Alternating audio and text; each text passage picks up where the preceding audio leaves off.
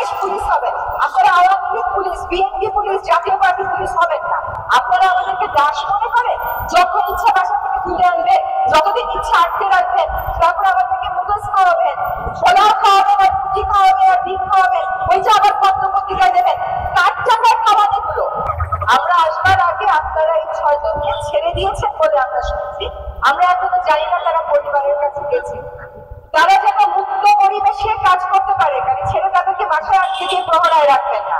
তারা যে কাজটা করতে নেমেছে সেখানে কোনো অন্যায় তো নাই, কোনো আইন তো তারা মানছে না। তারা যেন মুক্ত পরিবেশে কাজ করতে পারে সেটার আমরা বিশ্বাস আছে। এবং এই যে এতটা দিন আটকে রাখবেন, কেন আটকে রাখবেন?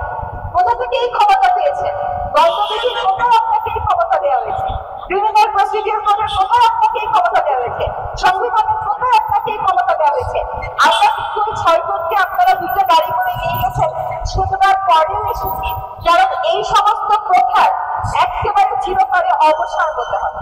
আমরা দেশের নাগরিকেরা রাষ্ট্রপথ দিয়ে এই নাগরিক দেশে থাকবো না।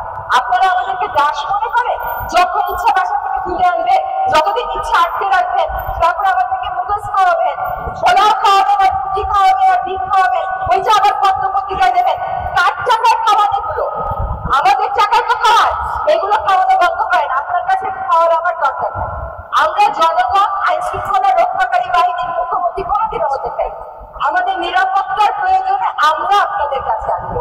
আপনারা আমরা অনিরাপদ এই গায়ের বিয়েটা আওয়াজ কোথা থেকে পেয়ে গিয়ে আমাদেরকে বাসা থেকে তুলে আনবেন, এই আইন কিন্তু আপনাদেরকে দেওয়া হয়নি, এই ক্ষমতা আপনাদেরকে দেওয়া হয়নি। হাসপাতালে চিকিৎসক বলতে অসুস্থ, অনেক রাজনৈতিক নেতাকে করে জেলে নেন, তাদেরকে সারা জীবন কিছু হাসপাতালে রেখে কাটায় দেন। আর এখানে মার খাওয়া বাচ্চাগুলোকে আপনারা পর্যন্ত চিকিৎসা দিতে দিলেন না। এইরকম আইন শৃঙ্খলা বাহিনী তো আমরা চাই না। আমরা চাই সেরকম আইন শৃঙ্খলা বাহিনী যারা আমাদের কথা শুনবে। আজকে রাস্তার রবিবারে দাঁড়িয়ে অনেক আইন শৃঙ্খলা রক্ষাকারী ভাইয়েরা আমাদের কথা শুনছেন। আগামীকাল আমি একটা কাজের জন্য আপনার কাছে আসবো, আপনি আমাকে সেই সেবা দিবেন তো? আপনারা বাংলাদেশ পুলিশ হবেন, আপনারা Awami League police, BNP police, জাতীয় পার্টি পুলিশ হবেন না। আপনারা বাংলাদেশ পুলিশ হবেন, এটাই আমরা চাই।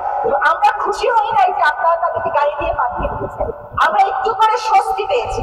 আমরা তখনই খুশি হব যখন সকল শিক্ষার্থীদেরকে আপনারা মুক্তি দেবেন। আসলে খুশি তারপরেও হইতে পারবো না, কারণ খুশি হওয়ার পরিবেশ তো রাখবেন না। এতগুলো তাজা প্রাণ কেড়ে নিয়েছে, এই ক্ষত আমাদের আর কোনোদিন ছাড়বে না। কোনোদিন আমরা এই ক্ষত তুলতে পারবো না, তা জানি না।